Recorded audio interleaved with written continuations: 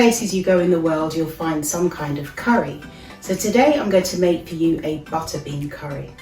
Over here I've got some different spices and I'm going to show you how I use those spices. In here I've got some cardamom. I've got some in my pestle and mortar already, so I'm just going to put a couple more in. And then all you do is you're going to give it a good bash, because inside the cardamom are little seeds.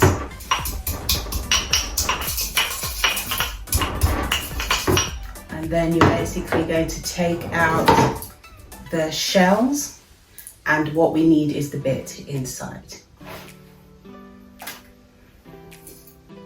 So now I'm going to heat some of the spices. I've got yellow mustard seed, so just a little pinch of that, and then coriander seeds, cumin seeds, and that was the other way around, and fennel seeds as well. So just put a few pinches of those in there, and then we're going to just give it a quick stir, pop the lid on, let that warm enough so that it releases the flavours. Don't let it burn, but just let it warm so it releases the flavours, and then we're ready to put it in our pestle and mortar to crush them. Now once the mustard seeds start popping, that's when you know it's ready. Oh, you can smell the wonderful aroma. Here, so now we're going to put this into the pestle and mortar. Wonderful smells just coming together. So I've heated a little bit of oil in the pan, so we're going to add the spices from here into the pan. Get all of that out, and then I'm going to add also to the pan 1 tablespoon of seasonal, a pinch of cinnamon, a couple of pinches there is sufficient, and also some garam masala as well, just a dash of that. And then I'm going to give that a good stir. So we're going to let those flavours release, as you say. So you'll be able to smell it. So just give that a good stir. Just heat those through so that the flavours start coming out.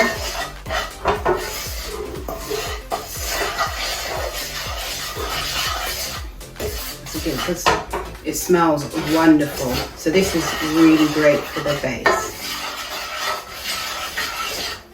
So now I'm going to add a thumb-sized piece of ginger, half an onion chopped up, and 2 cloves of garlic, which I've already got blended up here. I'm going to add that into here as well. And you just give that a good stir around. This is just going to make such wonderful curry flavour, because we're going with all the traditional, well mainly some of the traditional spices that you put in a curry. It's not just bunging in some curry powder, it's kind of really deepening the flavour palette. Alright, so next we're going to put in half a cup of red lentils. So put that in, and obviously you need your water for that as well, about half a cup also of water, and also need our coconut cream to go in at the same time to cook down with the red lentil. You can use creamed coconut cream, some people call it, or you can use fresh coconut milk. If you're in an area in the world where you've got fresh coconut milk, that is always better than creamed coconut. But if you haven't got fresh coconut milk, creamed coconut is fine. So do that. So we're going to leave that to cook and just give it a good stir, and then you're going to let that cook down until the red lentils are soft and the coconut cream has melted through. Just going to cover that.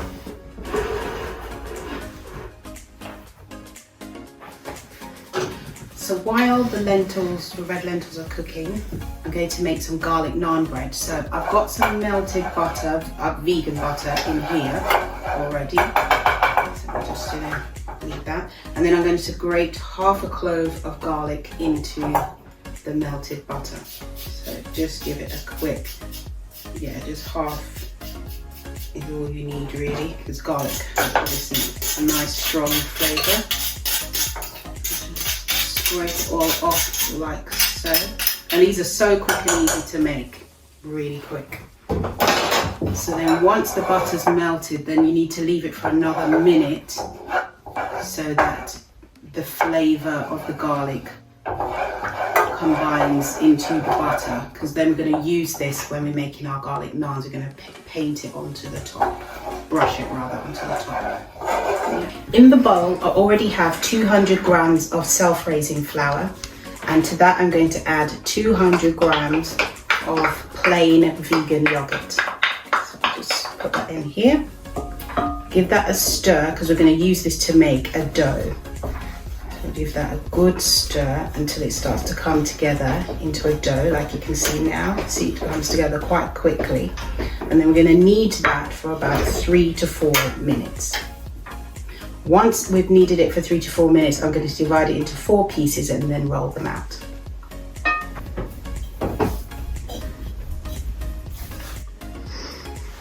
So I've put the naan bread on. It only needs 2 to 3 minutes on each side.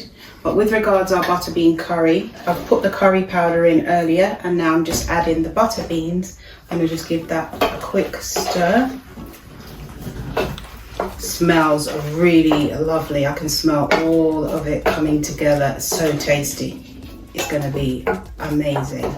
So leave that for a few more minutes, and then we're going to turn the naan bread over. So it will cook for another 2 to 3 minutes on this side. And then after that, we're going to brush it with the garlic butter, and then it will be ready, and I'll sprinkle it with some coriander. So I'm going to brush the naan bread with the garlic butter. So just give it a good, and it's lovely, it looks really glossy. And then on that, we're going to sprinkle a few nigella seeds. And also a little bit of chopped coriander to give it colour as well. And then we also have our butter bean curry that's now ready. So just going to ladle that out.